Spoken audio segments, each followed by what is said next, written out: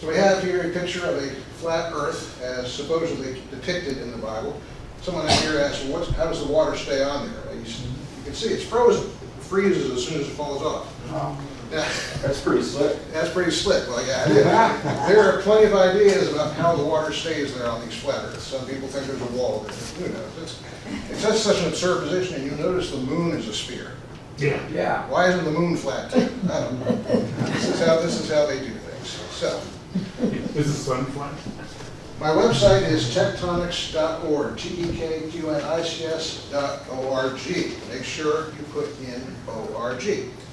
If you put in tectonics.com, you'll get a bunch of guys who build bridges for an engineering firm. Nice people, but they don't want to answer your questions about Jesus. Yes, sir. I just came up with a question already, sir. Okay. So, if the Bible supposedly teaches the flat Earth, why isn't it square instead of circular? Since they talk about Some of them have it square, some of them have it corners of circular. the Earth. and Some all of them have it octagon. There's as many variations as you can come up with, that's for sure. Tectonics.net, unless you have a password, you're not going to see anything but a bunch of stars. I don't know what's there. Just remember to put in .org and you won't run into these great difficulties. Before I go into the main subject, I want to talk about something close to my heart, one of the reasons why I teach as I do. There's a nation out in the South Pacific called Rarotonga. If you haven't heard of it, it's a place where Captain Cook and the crew of the Bounty eventually landed, and the people who live there are descendants of those. When I sometimes teach at churches of Indonesian immigrants. They know where Rarotonga is, but many people here have not heard of it. It only has 15,000 people.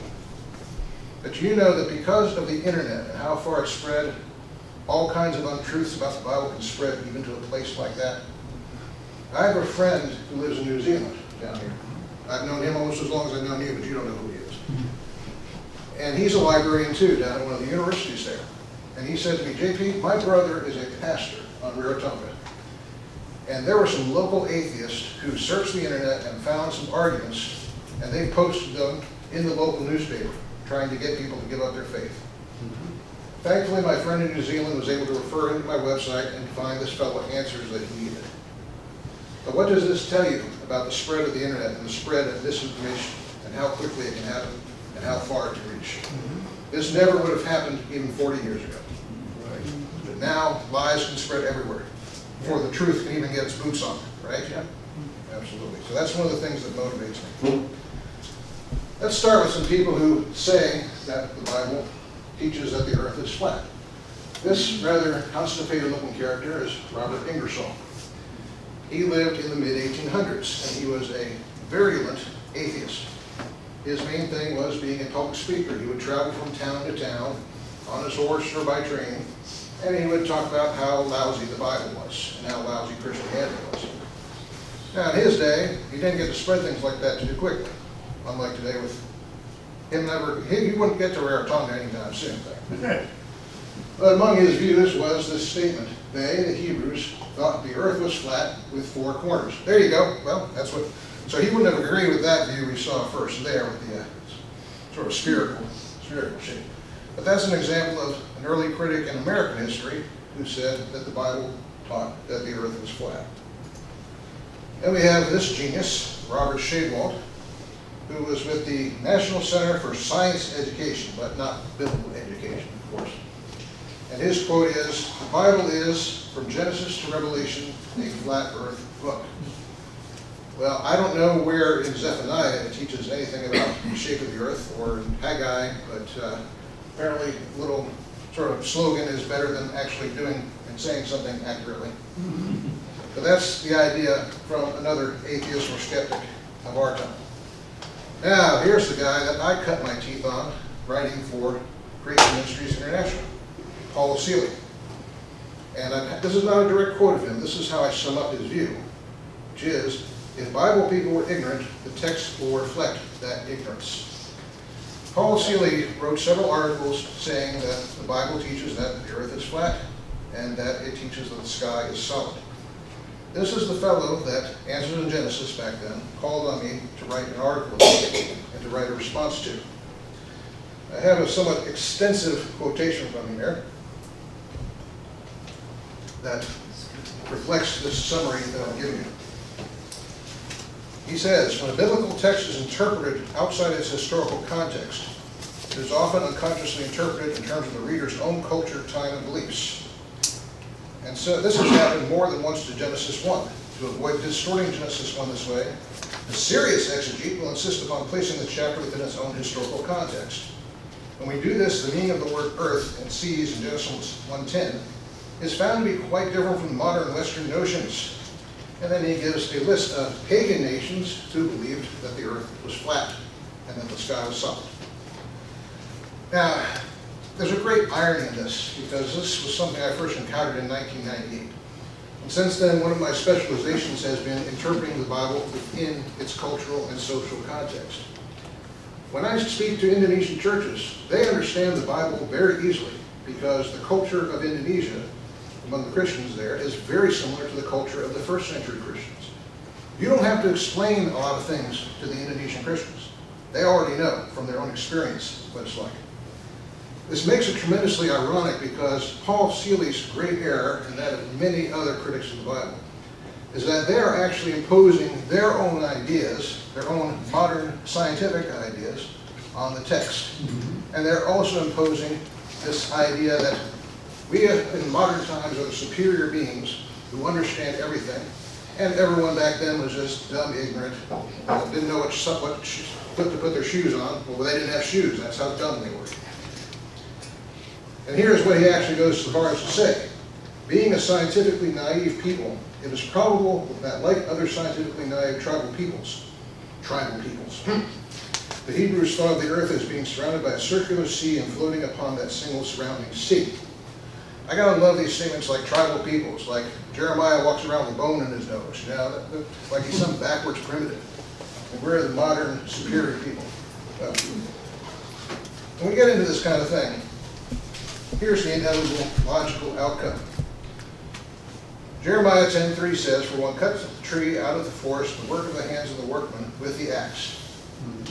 Now, let's just say in his private life, we don't know anything about this from the Bible. Let's say in his private life, Jeremiah personally believed that trees were sentient beings, like this cartoon.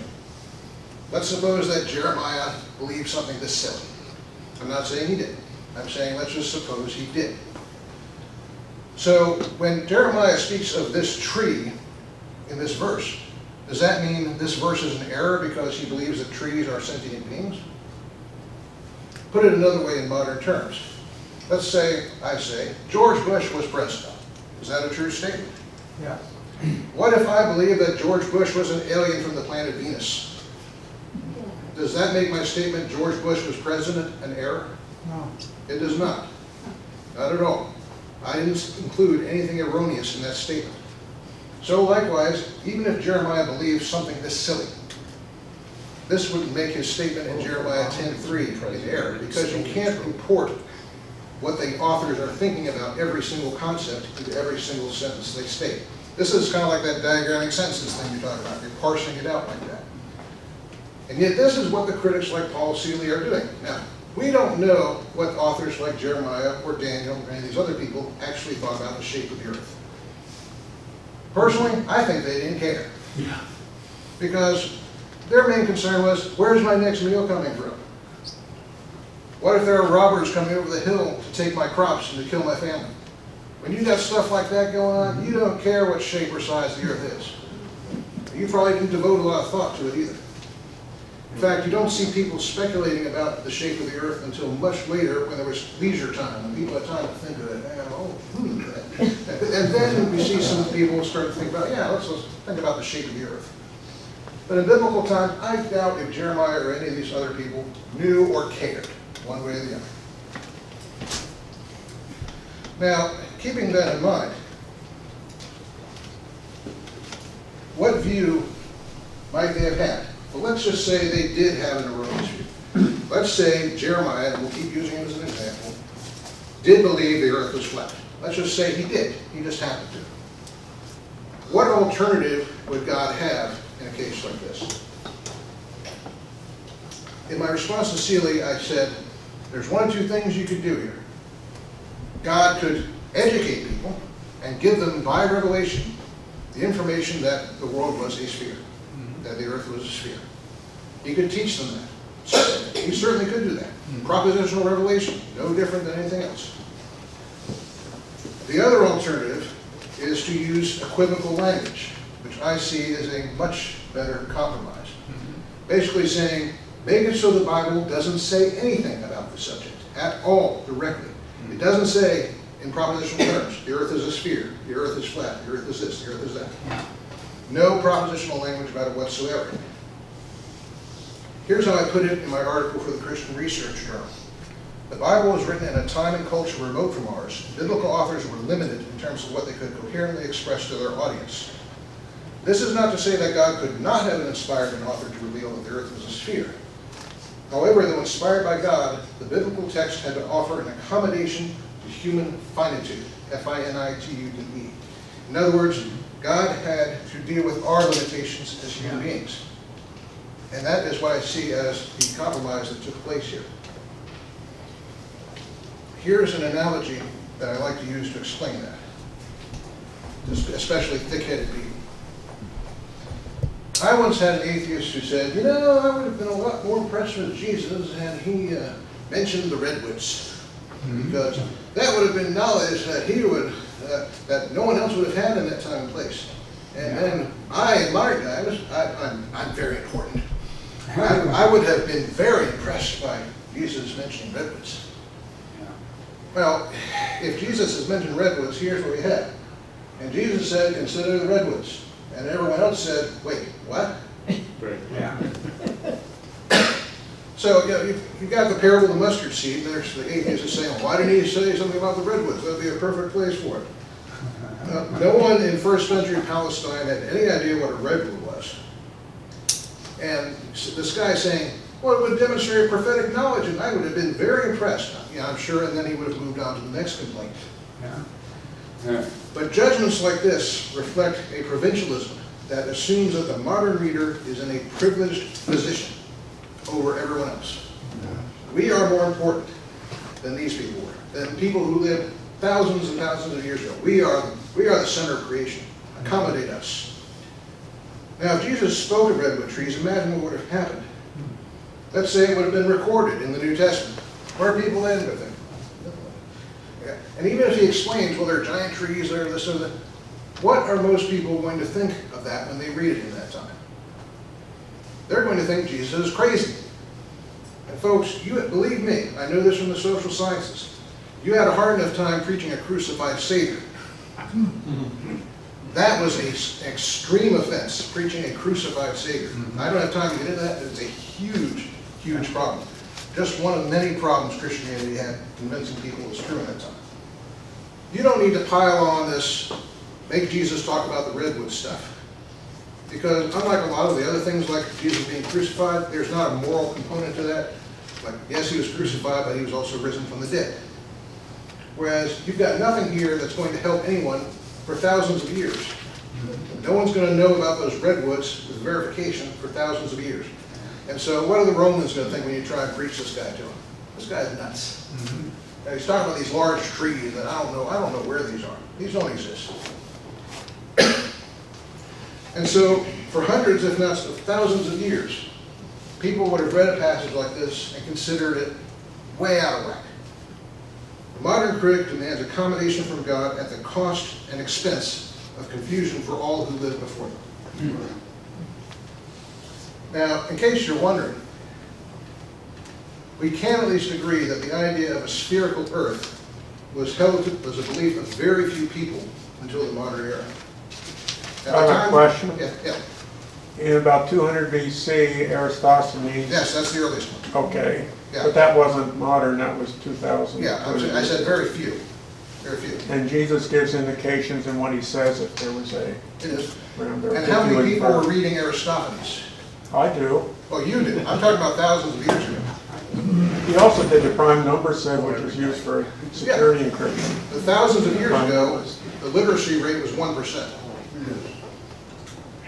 So, no one's going to know about a spherical Earth or what shape the Earth is. And as I said, most people at that time wouldn't care. But when Jesus said, consider the lilies, I mean, would that have been apropos at that time? Yeah. I guess it wasn't. No, they had lilies. Everyone knew what a lily was. Absolutely. absolutely had those. You did? Oh, yeah. Oh, yeah. Lilies are very common. But redwoods are unique to that California coastal area. So, Well, if Jesus were to say that, what name would he use since the term redwood didn't come in for 2,000 there you go. years? And that's it as well. I mean, maybe he could describe large trees with, some long-winded explanation. But how is that going to help anybody? Yeah. I mean, these people, he's talking to peasants and farmers who want to know how to make their lives better underneath a Roman oppression. But they still have a brain. Yeah, I mean, they could imagine some of these things, I right? could imagine it. They But know a that's, tree isn't going to be like that. yeah, but which is easier? Is it easier to just talk about lilies or to talk Well, I about like the mustard seed? lilies. Makes it much simpler. And not everyone's going to be as open to that kind of explanation, as I know well from dealing with atheists. So, as I see it, anyone talking about a spherical earth at this time isn't going to be given any credence whatsoever, except among a very few, like Aristophanes, who were willing to accept the idea.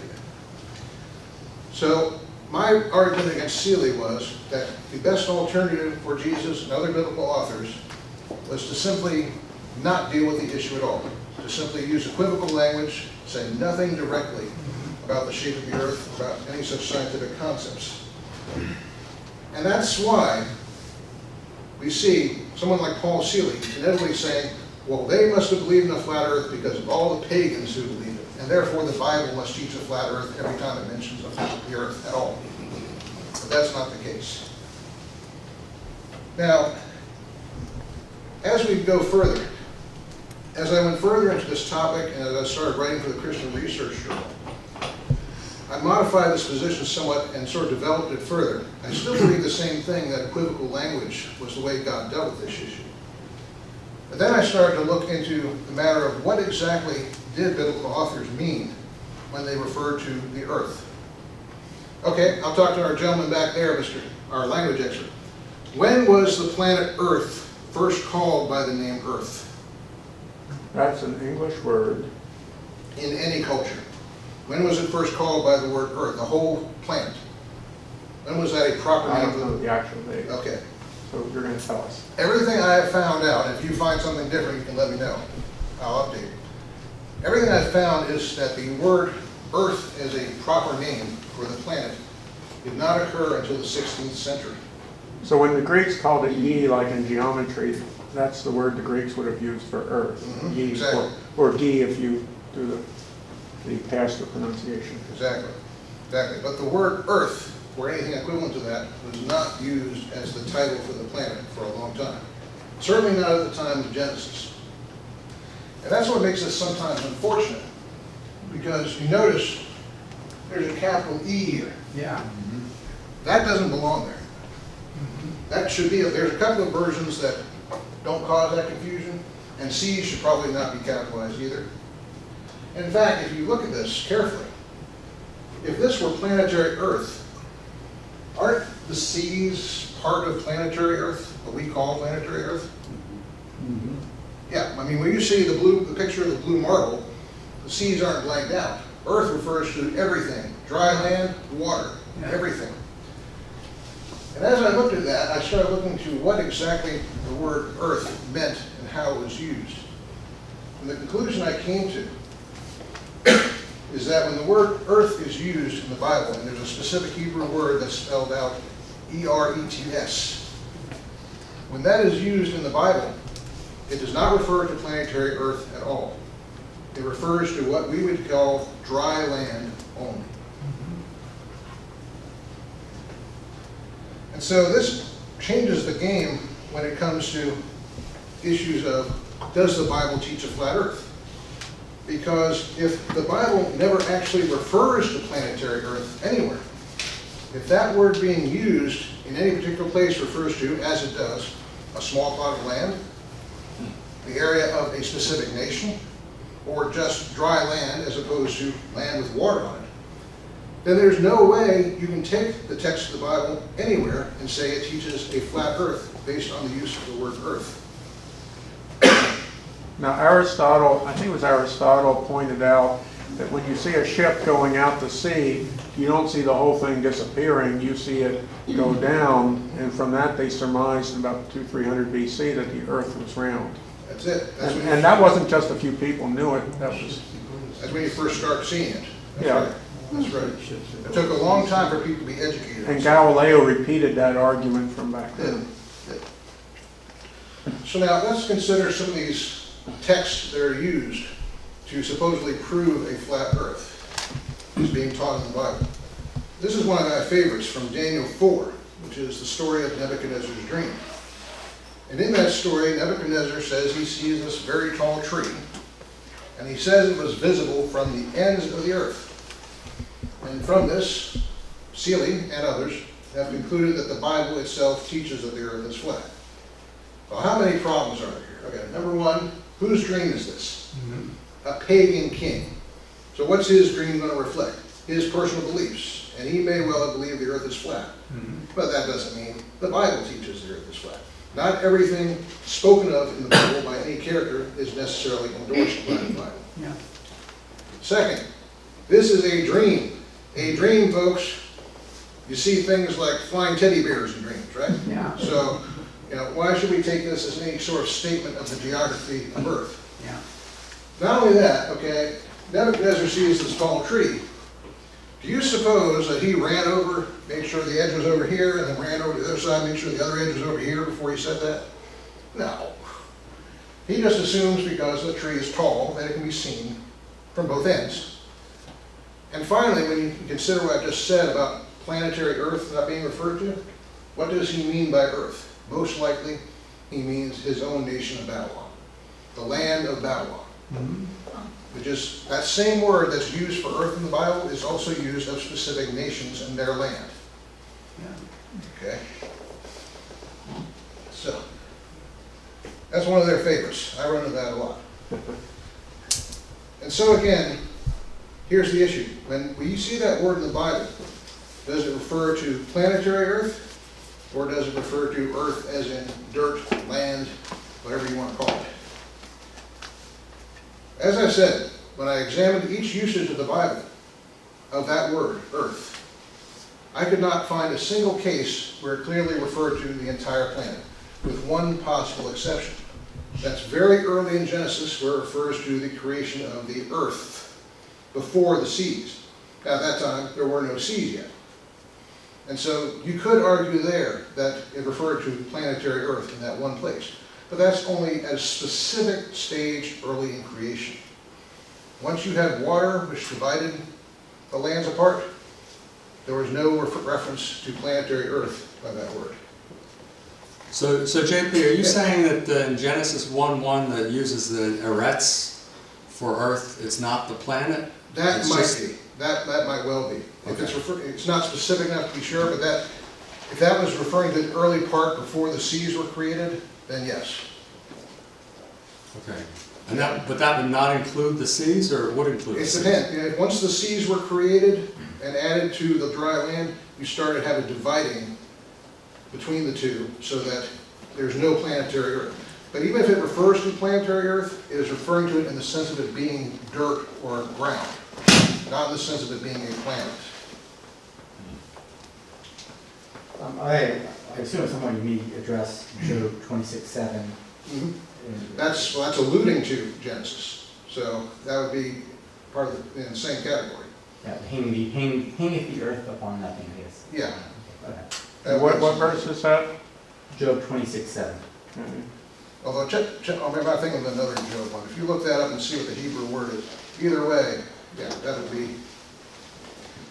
Now, another passage that shows the division between earth and sea like that is Psalm 72:8. He shall have dominion from sea to sea, and from river unto the ends of the earth. Now, this shows that the word in question refers only to dry land, because it categorizes seas differently than the dry land.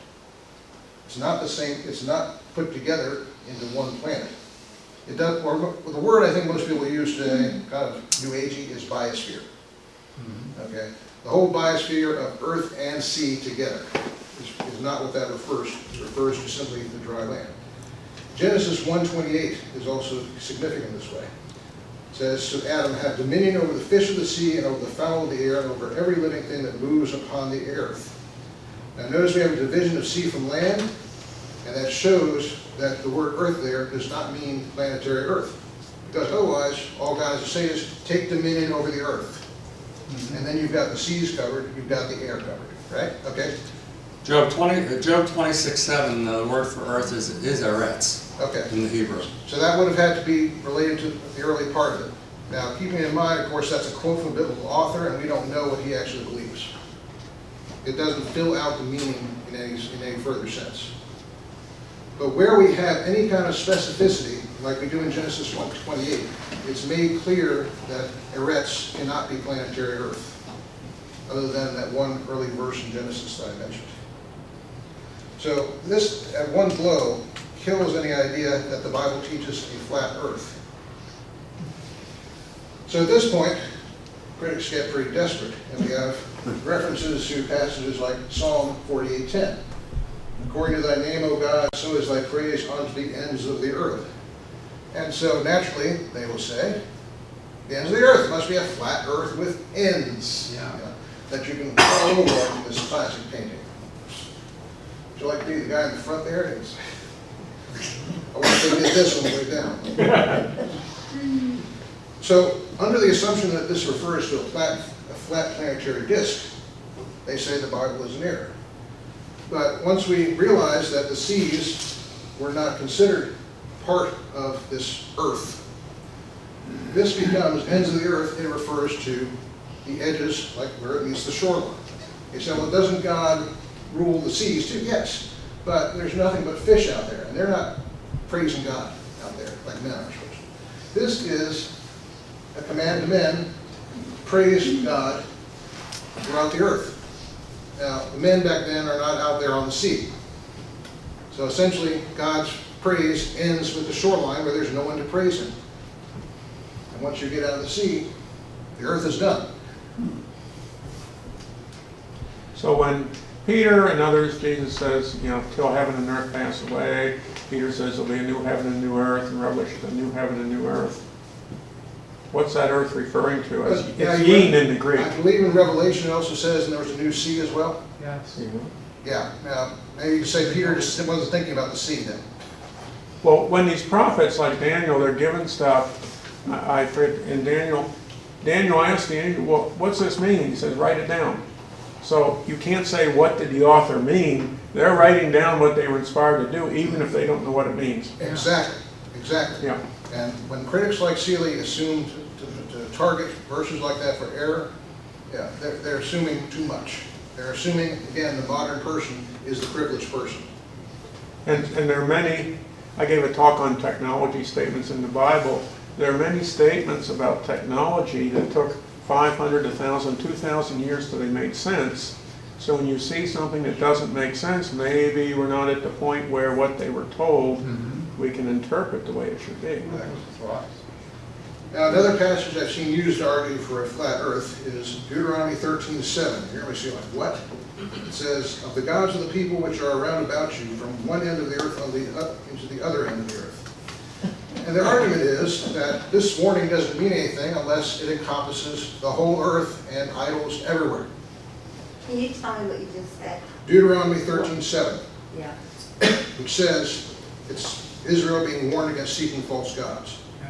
Of the gods of the people which are round about you, from the one end of the earth even unto the other end of the earth. Okay? Their assumption is this must be planetary earth that's being referred to, because otherwise this might allow the Israelites to worship pagan gods in North America. Now, that's kind of silly, because what's the greatest threat spiritually to Israel around them? It's the gods of Canaan. There's no fear that the Israelites are going to be tempted to follow the gods of Mongolia. And so this verse, in context, must mean from one end of the Canaanite land to the other, not from one end of a flat earth to the other. Similarly, Job 28:24, for he looks to the ends of the earth. Their assumption is that, well, this is God, he's omniscient, so this must refer to a flat earth that he sees everywhere. Well, thank you, critics, for being so kind to God in that regard. But the point again is that God sees what's going on where you are. That's their main concern. And what region is most familiar to Job and his friends? The region that they are in. Now, furthermore, even if they were just talking about, say, the coast of Africa over to Japan, does that mean that God doesn't know what's going on anywhere else there might be? No. So I think I'm running short here, so I'm going to go ahead and cut it for now. Is that about right? No, you're good. I'm good? Okay. I want to just devote a little time to the other part of this aspect where I was addressing Seeley about the solid sky. Now this gets a little more technical, so I'm not going to spend so much time on it. This was the first article I wrote for Answer to Genesis.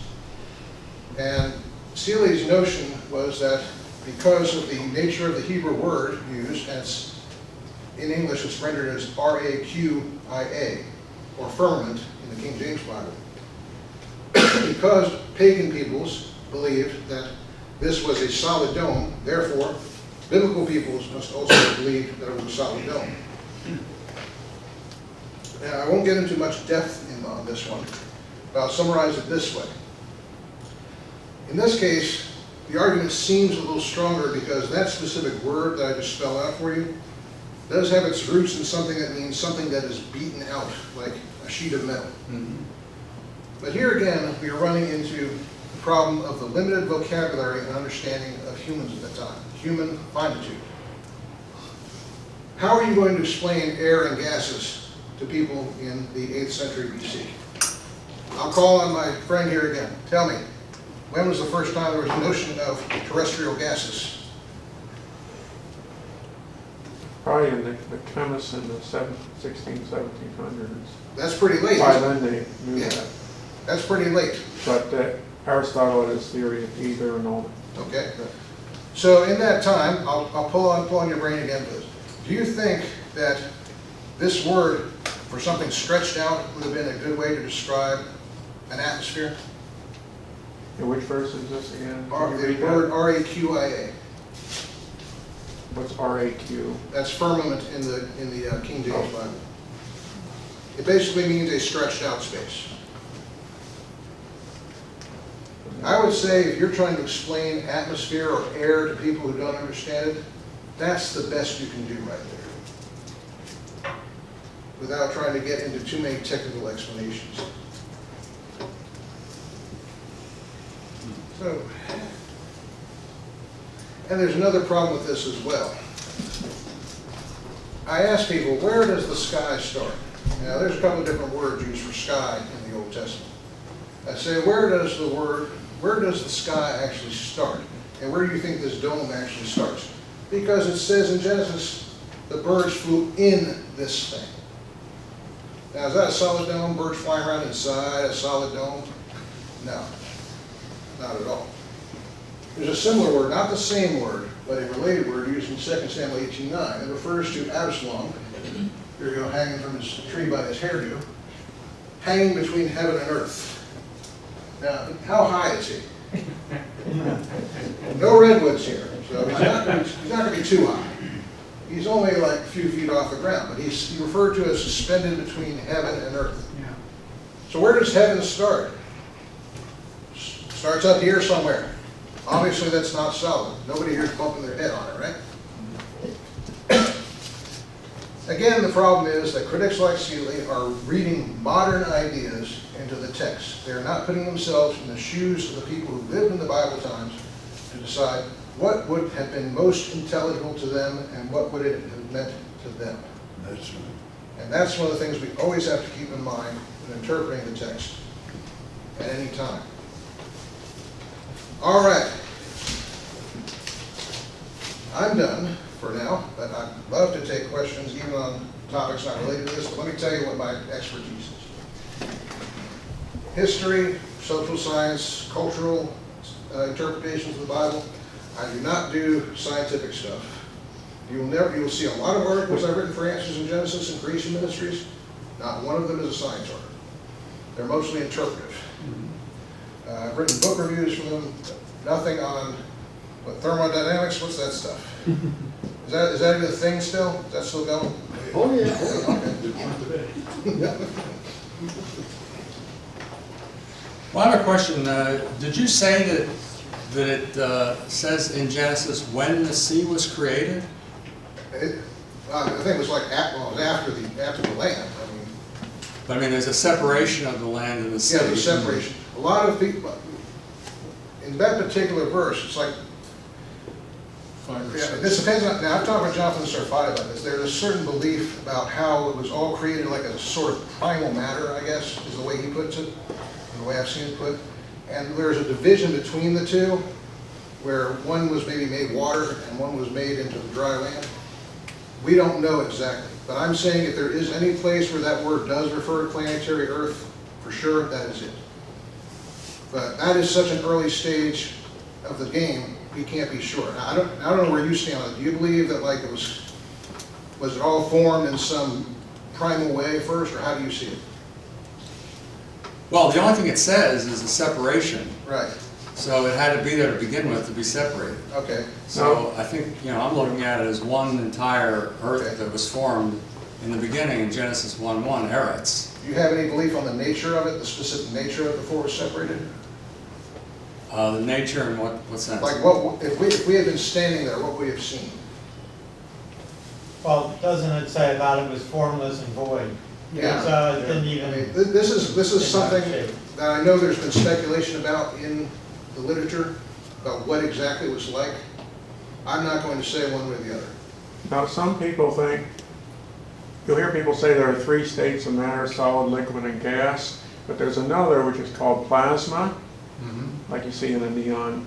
But if you look at the properties of plasma and what happens with these disassociated ions, and you replace waters, as it's interpreted in that Genesis part, with plasma, then those properties fit. And you can actually see that when they do plasmas, where you have layers go in between and come out, and that requires some things put together. That's conjecture, but that the properties of plasma fit what they say water's there.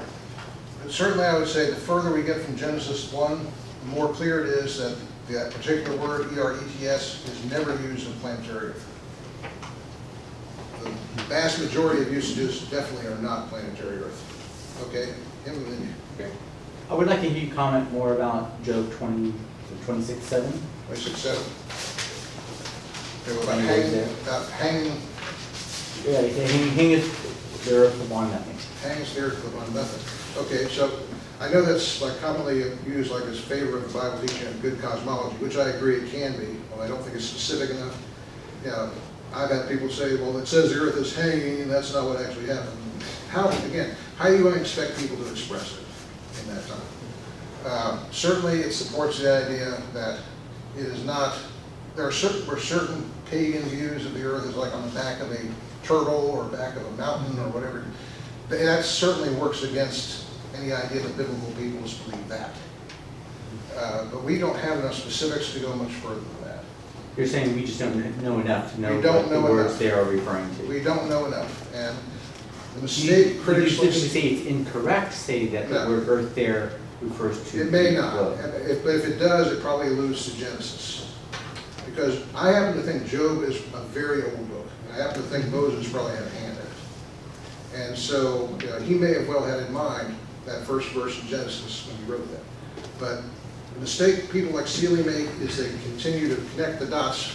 They connect a dot here, and they connect a dot here, and they say, look, a horsey. You can't do that. Not with the amount of information single verses like that give us. And that's a huge mistake, and people still make it today. Joel Osteen does it for pig's sake. Oh, I wouldn't use him for I had a question. Okay, he's the next. song. Yeah, a couple observations here.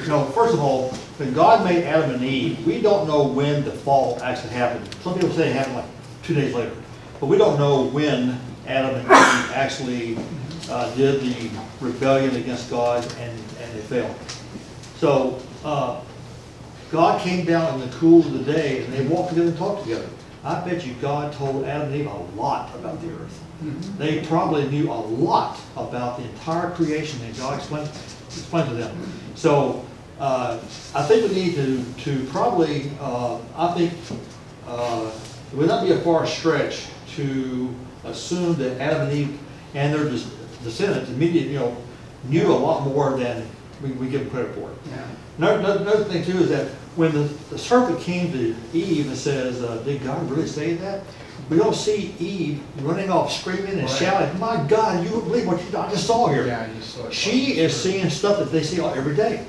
So there are also, the Bible is a supernatural book about angels and cherubs and all this kind of stuff.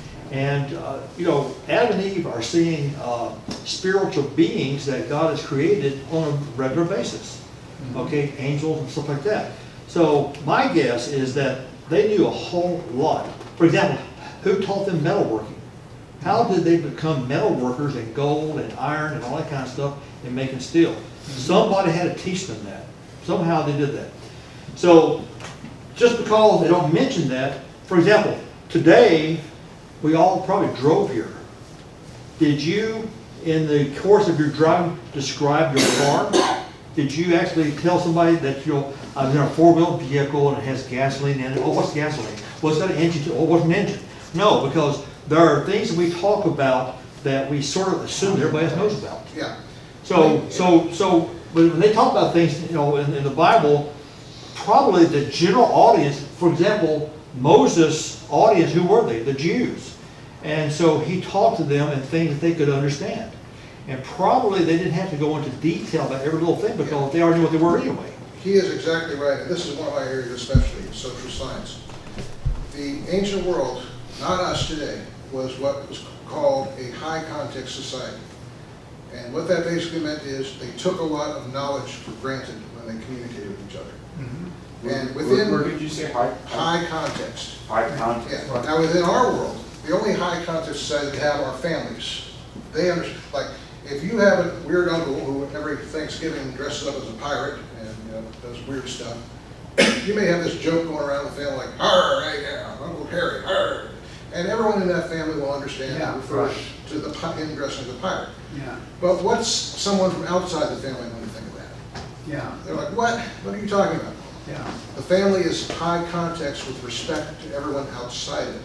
So you could consider biblical peoples a high context family that understands what's being spoken of and what's being referred to. Good point. We're reading thousands of years later and we don't know what's going on. I'll give you one other example. I didn't talk about the New Testament much. There's not as much claims of that teaching of flat earth. There's a specific word used in the New Testament that is often misunderstood to mean the whole earth. It's, I forget, you know this word, I'll bet. What, Kimini? Ecumenic. Ecumenic. Okay. In modern Greek, that's most. Right. And that used to refer to mostly the Roman Empire. did It's it not? usually to refer to the population, Right. The to whole. be either everyone in the world or just in the Roman Okay. Empire. The greatest usage, though, is the Roman Empire. That's primarily what it's used for. In many cases, when that's used in the New Testament, it refers to the Roman Empire, not the whole world. And that's a word that we don't know, but we just assume world. Okay, that means everything. Sea to shining sea and on the other side. And Yeah. eco is house, where we get economics and Exactly. ecology. Okay. Do you have another question or another thought? Oh, yeah, I did. What I've heard is that, like, when Columbus went, pretty much everyone who knew that the world was round. Mhm. When they went to their meeting, there was no disagreement on going around the world to get to China. His detractors wanted to overestimate the distance so he wouldn't get funding. Columbus underestimated the distance because he wanted funding for his Yeah. trip. Now, a few hundred years later, Washington Irving wrote a historical fiction about Columbus, and he put in things that made Christians look like they were stupid. One, he said there's a flat earth. And people read that, thought, well, that must be true, just like we have things today true. But at the time they didn't, so you get these little myths that come in. At least that's what I've heard. Yeah. So I don't know what you've heard about I've that. heard that too. I haven't studied it in depth, but that's where people at Ingersoll got their nonsense. They didn't get it from the Bible. Well, they read this story and they thought that was true. Well, that part, Yeah, there was no third- disagreement that the earth was round at that time. If you ever read works by someone like Ingersoll or Thomas Paine, they are some of the most ignorant people. You would not believe some of the mistakes they made. Thomas Paine, just to use something outside the Bible, just to demonstrate, he said that the Council of Nicaea decided the canon of the New Testament. They decided what? Oh, The Council of Nicaea decided the canon of the New Testament. oh. The Council of Nicaea had nothing to do with the canon at all. Council of Nicaea was about Christology, completely. But Thomas Paine says that, and so millions of atheists believe that nonsense today. And where else does it appear? In the Da Vinci Code. Of course. Along with millions of other errors. That's another presentation I used to do. Oh, boy. Okay, I got one more question. In 2 Peter, Yeah. 2 Peter 3:5, it's talking about people believing things were continuing from the beginning of creation. For when they maintain this, it escapes their notice. Other places it says willfully ignorant. That by the word of God the heavens existed long ago, and the earth was formed out of water and by water. Okay. Does that mean that the land was formed from the water? That's one of the issues that, again, it's not a science, it's a science What thing verse I was would not that? get into. 2 Peter 3:5. But I've seen answers in Genesis and creation ministries discuss exactly what that means. Some have said, like he said, a plasma kind of state. And keep in mind as well, and I didn't have time to get into this, what would they, it refers to waters. Well, was that just H2O, or was it something more? Was it primal elements of some kind? And this is one of the things I talked about in my article with sealing. Now, even if, let's say there was this primal matter composed of all kinds of gases and all kinds of other things, what would be a good word to refer to that for an ancient person who didn't understand about gases and elements and everything else? Waters would be fine. That's a good point there, Bob, because I know that Russell Humphreys has addressed that I've heard him talk about that very thing, about maybe God actually used H2O and just reconstituted the atoms and made land and dirt. Probably, I think it's verse 2 of Genesis 1, said, and the Spirit was hovering above the waters. Deep. So possible what happened is that the globe at first looked like it was just all water, and then he pulled the dry land up out of that, caused submarine canyons, allowed the water to go down through the canyons, and allowed the dry land to appear. That's one explanation I've heard. And water would also be consistent with formless, right? Yes, correct. Yeah. This is a process we were not there for, and we're dealing with just to be communicated to people who, for the most part, they're concerned about where the next meal is coming from, and they're also concerned that God is the creator. Yeah. They don't need a lot of details about, nitrogen and argon and all that kind of thing. Yeah, exactly. For example, the early audience of Moses were probably with the later Jews. They were pretty smart people, but did you have to use rocket science terminology to describe all this stuff? Probably in simple terms. So 6-day creation. Those people understood day and night, 24 hours, all that type of stuff. And I think that we can make a good case for a young Earth creation because of that. They're definitely not dumb people. I'd like to say that if some of these atheists were brought down in the 14th century BC, they get them a spear run through them asking where the bathroom was because they offend somebody not knowing how to do it right. That's a bit of an exaggeration, but in a way it's true because they were more particular about your behavior, about being honorable to others. I mean, you've seen like a Shogun, life in feudal Japan, and some guy didn't bow just right to the samurai, you're gone. It's like your wife. Yeah, not my wife. All the wives who don't bow Yeah. exactly the right. Mine. Yeah, the term. Mine. Okay, congratulations. But you get the general idea. Most of these people would not know how to behave or conduct themselves among Romans or among anyone else at that time period, or among people in another culture.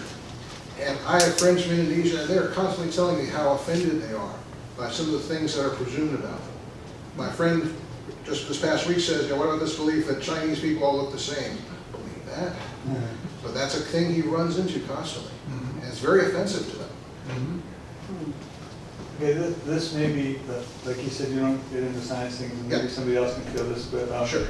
I remember when I first got saved, the first reading I ever did was in 2 Peter, and I was stunned by it because it said in this passage where it says, "And the elements shall melt with the fervent heat," and immediately my mind went immediately to science class and like the elements and all that sort of thing. Is there somebody here that could field that question? A little later I can help you. Thank you. Go ahead. But just a question is, what did the word elements Yes. refer to at that time? Yes, I have something on my website, Well- but I don't have it in here. Well, I think they use the word shikio, like we get That's the word. stoichiometric table. But I think it's in Colossians where it say, through everything, through Jesus, everything consists or is held together. Yeah. So the whole universe is held together by Jesus. Now, if Acts you don't Acts believe in, 17. what? Acts 17 says that also. Okay. Now, if you don't believe it, well, it's just that they use that terms. Now, if you don't believe that, you go with the physicists who say there's a zero-point energy, look it up from quantum mechanics and the Casimir force. There's a huge energy in no space, and that's holding the universe together. And if that were to disappear, it supports all these electrons going around without losing too much energy. If that zero-point energy were to disappear, the whole universe as we know it would just fizzle out of existence. That's physics. But you can take so something's holding the universe together. You can call it the zero-point energy or the creator Jesus. Either one, but you get the same result. If they're not there, everything we see disappears. It is best to approach the Bible with a sense of humility and an assumption that you don't know everything. That's true. In contrast to the critic like Seeley, or many atheists I know who come to it assuming we're the belly button of creation. It should have been done and written to accommodate me personally. Oh, I wanted to point out one more. Remember I gave a talk last month on different levels of truth and other things? There's the top level, which is logic, and there's a next level, which is like reality, which is what Jesus talks about truth, and then you have the human logic or human truth. What you end up with is critics, like he's mentioning, and they think that using this logic, some of it man-made, to find a contradiction in the Bible will prove the whole thing false, as if it's a formal logical system. I've studied those for years. It's not. It's Jesus says aletheia, opposite of oblivion. That's where the Greek word comes from. It's the reality of everything here. And so we're looking at the reality of everything that he says, and he gives information, arguments. You can show it's true, prove it's true, like we prove other things. But when you use those pure logic, and you think the Bible and reality is a logical system, and you found one little contradiction that's false, well, you're going to be surprised, because that's not the truth we're talking about, or Jesus is talking about. And you see all these people, they go around thinking, I found one little problem in the Bible, the whole thing's false. This is not a logical system, it's the reality he's talking about. Yeah. I'll close with one of my favorite illustrations of that. There's two verses in Proverbs 26, 4 and 5, I think it is. Yeah. That says, answer a fool according to his folly, and the other says, do not answer a fool according to his folly. And you would not believe, I think he was snake piping with one. That was a great debate. Yeah. We had this guy named Snake Piper who we were debating, who was an atheist. His name is Dennis McKenzie. I don't know if it was him or not, but it sure sounded like him. Dennis McKenzie, yeah. that's Sure? Okay. We're sure it's him. Yeah, so, and see these two verses together, they say, author of Proverbs was such an idiot because he put these contradictions right in adjacent verses. Well, Proverbs are not intended to be propositional truths. They're intended to be pithy sayings or general advice. You don't open your fortune cookie and think that you're going to find instructions for building a plane in there, right? And they're not intended to be literal, absolute truths. They're intended to be pieces of advice that are sometimes good in some places and sometimes good in others. But that's an example of not respecting the context of the Bible and assuming that the whole thing is supposed to be read like the New York Times, which is definitely not the case. That's another example. Wash your mouth out. Now, Orlando said, a historical example of that from the Bible is Zedekiah. I think Josephus reports this. He made kind of like fun of Jeremiah because Jeremiah said he would not see Babylon, but he would die there. And Zedekiah couldn't see, that doesn't make sense, making fun of him. Well, he had double-crossed Nebuchadnezzar, so he had his eyes put out, took him to Babylon, and he died there. Yeah. So you don't know when you say these logic, it makes sense. You just made me come up with one last thing. The name of Nebuchadnezzar in Daniel is spelled differently than it is in historical records. Why? Nebuchadnezzar. Right, because if you translate it back, it translates as Nabu, the Babylonian god, Nabu worships the mule. It's a pun. People of the Bible were not without a sense of humor, folks. Definitely not. That was one. That was a sense of humor, wasn't it? Yeah, definitely. I didn't get it, but Yeah. I That troubled. sense of- You're kind of laughing now. Thank you, Bobby. But didn't they do the same thing with Beelzebub and Beelzebub? Yes. Let's give Jake the,